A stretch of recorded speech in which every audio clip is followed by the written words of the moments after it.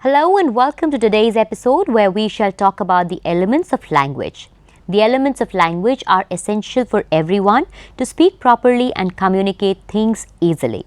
The subject expert for today's program is Kavita Sharma, a senior journalist, and I am Sakshi Mandwal.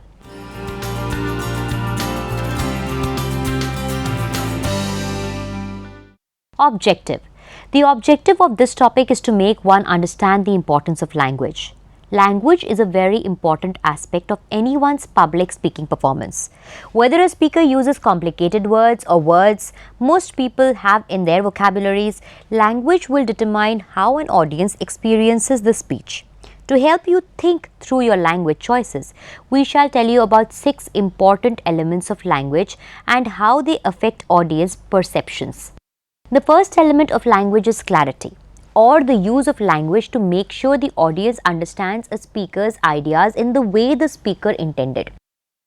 While language or verbal communication is only one channel we can use to transmit information, it is a channel that can lend itself to numerous problems.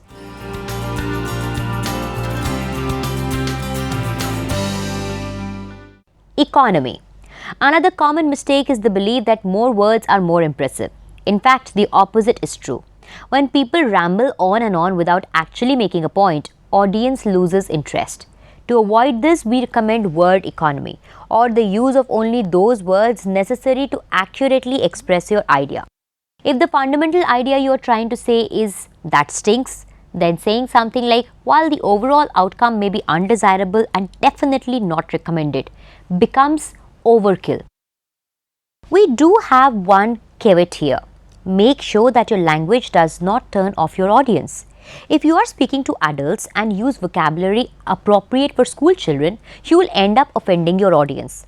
So while economy is definitely important, you should be perceived as talking down to your audience.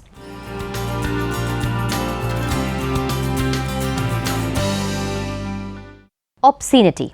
Obscenity or indecent language consists of curse words or pornographic references.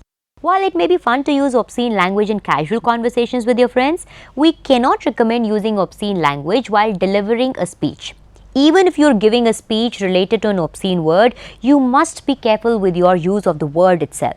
Whether we agree with societal perceptions of obscenity, going out of way to use obscenity will end up focusing the audience on the obscenity and not on the message.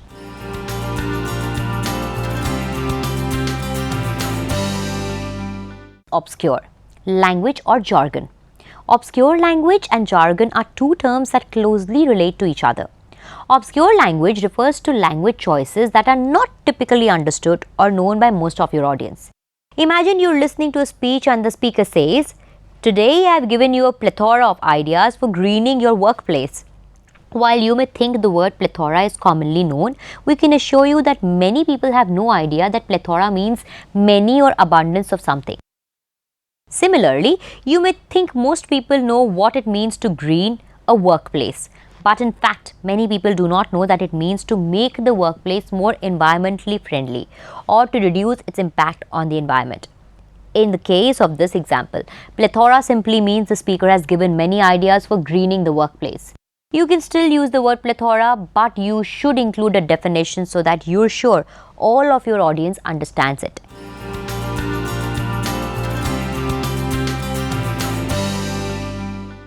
Jargon, on the other hand, refers to language that is commonly used by a highly specialized group, trade, or profession.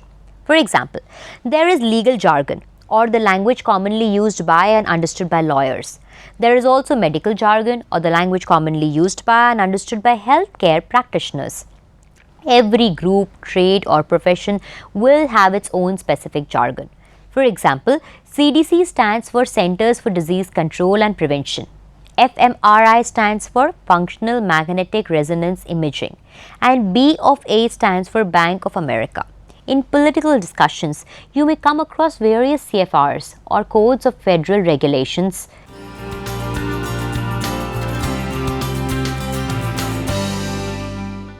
Power.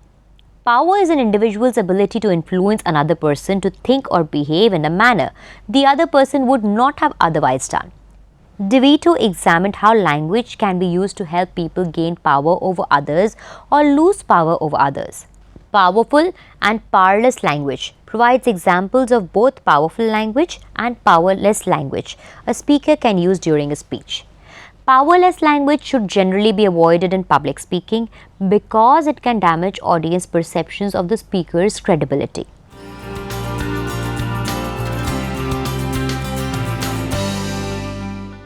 Variety. The last important aspect of language is variety, or a speaker's ability to use and implement a range of different language choices. In many ways, variety encompasses all the characteristics of language previously discussed in this chapter. Often speakers find one language device and then beat it into the ground like a railroad spike. Unfortunately, when a speaker starts using the same language device too often, the language device will lose the power that it may have had. For this reason, we recommend that you always think about the language you plan on using in a speech and make sure that you use a range of language choices. Greetings and welcome to another lecture in Introductory Psychology. This one is about language, specifically what are the components, the building blocks of language. Now before we talk about what makes up language, we should probably talk about what language is. So language is one of those things that we all kind of know what it is, but it can be difficult to define. But here's a working definition. Words or symbols, along with their rules that are used for thinking and communication. Now, languages can be any of a number of them. There are all sorts of different human languages. There are spoken human languages, written human languages, signed human languages. There's all sorts of different sign languages. There's British Sign Language and American Sign Language and French Sign Language, and they all are very, very different, but they are all languages. There's even a whistled language. In the Canary Islands, it's called Silbo, where they would communicate across wide valleys where shouting would probably not work, but a whistle would. And they actually came up with a whistled language. Now, when something is a language, we have decided as humans, since we are the preeminent and possibly only true language users on the planet, we've decided we can make these rules, that in order for something to be described as a language, it has to have 4 components. I'm always asked if animals have language because that's where a lot of my research background is. And my usual definition is, well, depends on what you mean by language. But humans have decided that in order for something to be a language, you have to have 4 things. The first is language has to be symbolic. You use symbols to represent the world, whether it's words or an alphabet or whistles. Those are symbolic. It allows us, for instance, to speak about something that isn't in the room with us. If I mentioned that I have a cat, you all know what I'm talking about. You all understand, and I could talk about my cats without, say, showing you a picture of them or a video of them or showing you the actual cat. The sounds cat, those particular sounds, in English we have decided mean a small, furry, semi-domesticated carnivorous mammal. That's the semantic part. Semantics says that these symbols have meaning. So symbolic is usually we represent the world by symbols, and semantics says that these symbols have meaning. Now, non-human animals have gotten this far. At least some have. There is some evidence, for instance, that animals as disparate as vervet monkeys and prairie dogs may have different sounds, for instance, for different predators. Vervet monkeys have been studied quite a bit. They have 3 major types of predators, these monkeys. They have eagles, they have leopards, and they have snakes. And the vervet monkeys have come up with a way to distinguish between the three in terms of, what we might as well call words. They have different calls for different predators. And other vervet monkeys know exactly what they're saying. We know this because if you go to the vervet monkeys and you play an eagle call, they all start looking up in the air. Or if you play a snake call, they all start looking down at the ground. Or a leopard call, they all start looking around. They know what those words mean. And it's not instinctive, they learn them. We know this because we have seen the young monkeys literally learn how to do this. And occasionally, by the way, a young monkey will, quote-unquote, cry wolf, is that they'll holler that there is a predator coming, causing everybody to scatter and everything else. And as soon as the adults realize that there is actually no predator, they have a tendency to, not surprisingly, if you know about humans, would probably do the same thing, they tend to go over to the young monkey that cried wolf and, give it a little smack. Stop doing that. So this far, animals have gotten. There is no doubt in anyone's mind, as far as I know, that animals communicate. But communication isn't language. We've decided this. Yeah, it's arbitrary, but we've decided this. And it's these last two, where you sort of cross the line from communication to language. Generativity means that you can take a limited number of symbols and make an unlimited number of messages. All languages have a limited number of words. It's possible to get along quite nicely, for instance, in the US and only know maybe less than 5,000 words, maybe even less than 1,000 words. And it's possible to get along okay because we can take those limited number of words and combine them in an almost unlimited number of sentences. That's what generativity is. And as far as we know, non-human animals don't do this, as far as we know. At least not without a lot of coaching. That's a different lecture. Lastly, when these words are put together into new messages, they have to follow rules. Languages have structure. We do not just string these words together randomly. They follow rules. We call those rules grammar. Verb tenses, verb and noun in the sentence. And different languages have different rules. In English, we tend to put adjectives before nouns. In French, adjectives tend to go after nouns. In English, we tend to have the verb near the front of the sentence. In German, sometimes the verb is at the very end of the sentence. But the rules may differ, but all languages have rules, and we all follow them. That all is also what separates language from communication. So the first two we definitely see in non-human animals. The second two, actually, we've seen in non-human animals, but not naturally. Generally, they need a lot of help to do that. As I said, there are lectures about that as well.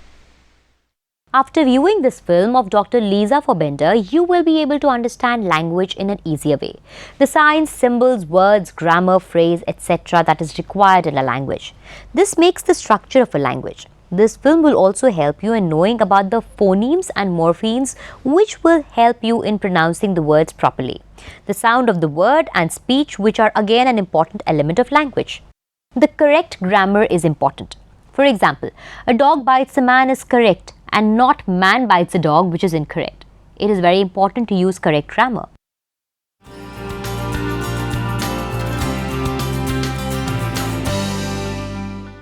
The elements of language. The elements of language is the terminology that will allow us to articulate what we actually mean when we talk about effective reading and writing. Divided into 10 elements, 5 for reading and 5 for writing with corresponding assessment objectives, each element is embodied by a single word. So, for example, for writing there is AO2, control, and AO3 style, while for reading, AO6 knowledge and AO7 interpretation. Together, the elements of language define our notion of literacy and provide a genuine vehicle for a cross-curricular focus on developing reading and writing. A shared language for talking about literacy and a practical means for understanding what it looks like.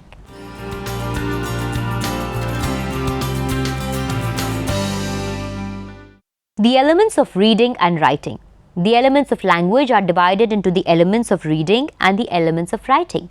Each element has a corresponding assessment objective and has 4 stages of progression. Within these 4 stages, there are 3 clearly defined statements about the knowledge and understanding required to master. As much as possible, we have tried to avoid vague skill definitions, which are unhelpfully imprecise, particularly as a means for helping students to understand next steps and to guide future instruction. This was more difficult to achieve with the elements of reading, which use some evaluative terminology in order to avoid an overwhelming number of specific statements. After discussing the important elements of language, we would now discuss the elements that compose a language. There are 5 basic elements that compose a language. First mentioned is its communicative nature. The ancient Roman society preserved records and instructed their progeny in the form and vocabulary, the lexicon of their language. Because of its communicative nature, that ancient language, Latin, existed for centuries, perpetuating generational culture which sustained that society. Next, language is arbitrary in nature, or one word describing an object may very well be another, such as the word door could as easily have assignment to a window. The arbitrary nature of language can be called into question since objects will have names based on whatever they were used for initially. However, for this brief treatment, it stands as a ruler for language. Structured and generative are other attributes of true language. Without structure and generative ability, form language would have no framework in which to work. Latin has form and organization to its language, taught and understood to help perpetuate its use in Roman society by shaping the minds of its speakers to resemble the original group that introduced the language. The records of this society's writings help provide context for the meanings of words. Language is dynamic. Language experiences augmentation and refinement as time passes, which can be looked upon also with some question. But for this work, dynamic is a decent gauge for measuring language. Now we will discuss another important element of language, and that is called speech.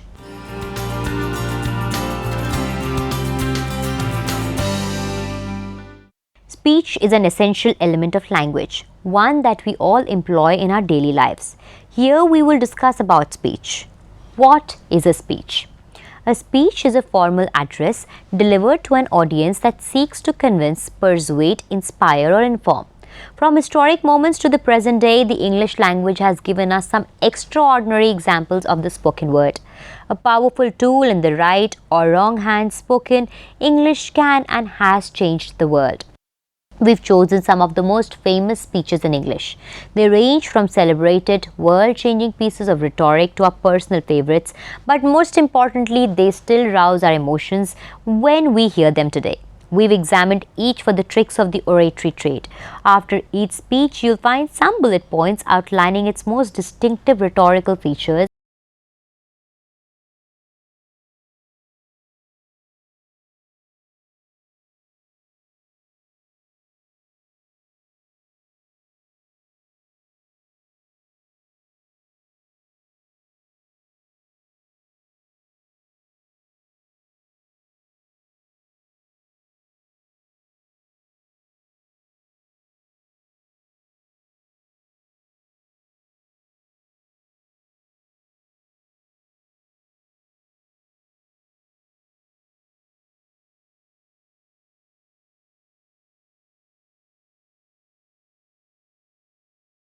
Celebrated rhetoricians, the next time you have to give a speech in public, be this at a wedding, award ceremony, or business conferences.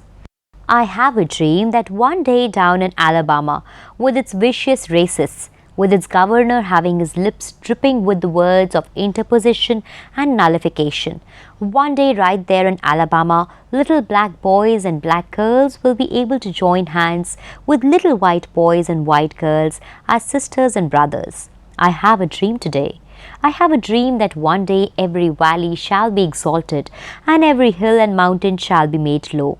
The rough places will be made plain and the crooked places will be made straight. And the glory of the Lord shall be revealed and all flesh shall see it together.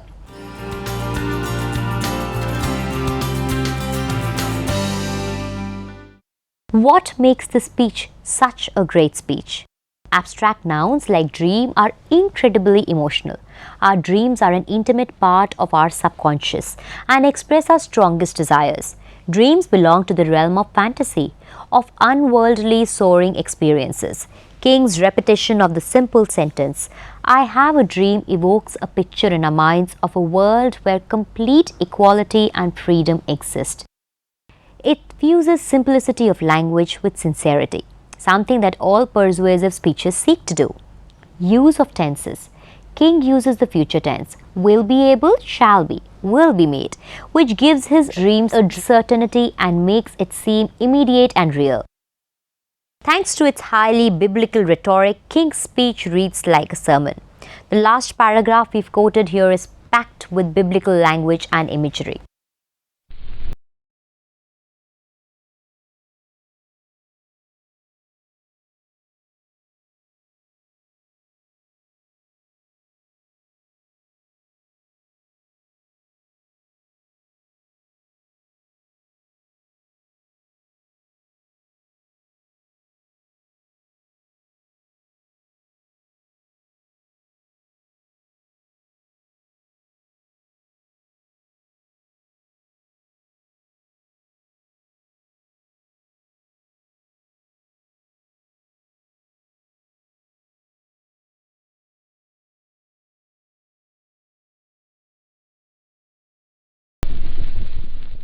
While George VI will never go down in history as one of the world's gifted orators, his speech will certainly be remembered. In this grave hour, perhaps the most fateful in history, I send to every household of my peoples, both at home and overseas, this message spoken with the same depth of feeling for each one of you, as if I were able to cross your threshold and speak to you myself. For the second time in the lives of most of us, we are at war. Over and over again, we have tried to find a peaceful way out of the differences between ourselves and those who are now our enemies, but it has been in vain.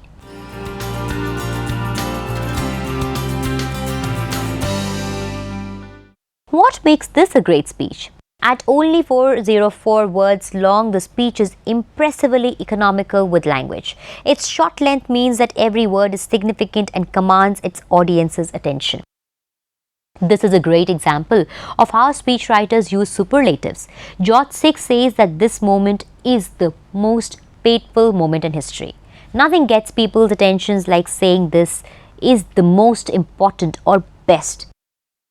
We, us and I. This is an extremely personal speech. George VI is using the first person, I, to reach out to each person listening to the speech. He also talks in the third person. We are at war to unite British people against the common enemy, them or Germany.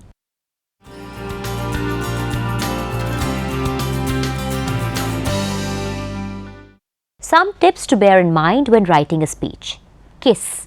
The golden rule of keep it short and simple really does apply. Keep your sentences short, your grammar simple. Not only is this more powerful than long rambling prose, but you're more likely to hold your audience's attention and be able to actually remember what you're trying to say.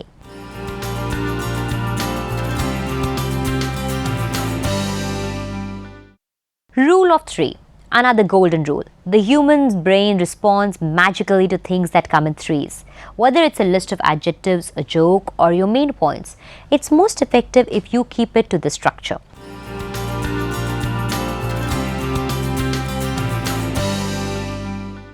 Imagery. Metaphors, similes, and description will help an audience to understand you and keep them entertained.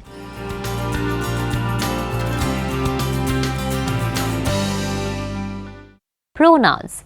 Use we to create a sense of unity, them for a common enemy, you if you're reaching out to your audience, and I or me if you want to take control.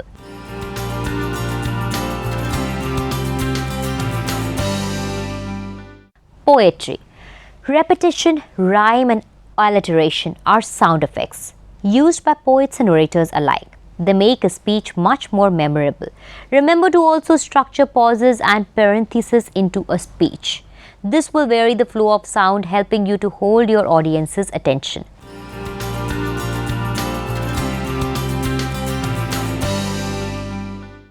Jokes. Humor is powerful. Use it to perk up a sleepy audience as well as a rhetorical tool. Laughter is based on people having common shared assumptions and can therefore be used to persuade.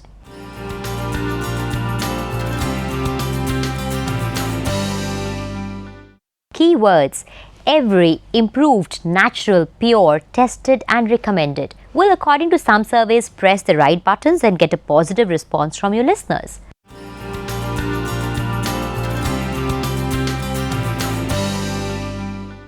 Summary. So now you can understand that the purpose of language is to transfer meaning. It is therefore essential to remember that while always present within an individual mind, meaning is never fully transferable. This does not mean that language should be discarded. It simply means that the imperfect transfer of meaning, a limitation inherent in all communication, inevitably applies to language and everything it is used for. The meaning attributed to any message by the receiver can never be exactly the same as the meaning intended by the sender, because they are different people with different sense organs and different cognitive function. There are also many other factors which influence the degree to which the receiver's meaning differs from the sender's meaning. In the case of a word or phrase, the surrounding words or phrases usually provide useful clues. Language features such as formal, informal and idiomatic language and sentence structure, sometimes called syntactical grammar, also provide extra information. In the case of speech, factors such as timing, stress and intonation are very significant. Having said that, language is an important method of communicating, though certainly not the only method. A language is simply a system whereby agreed sounds or other symbols are used for the purpose of exchanging information. Many languages have evolved gradually as humans interact, but there are others which have been designed deliberately.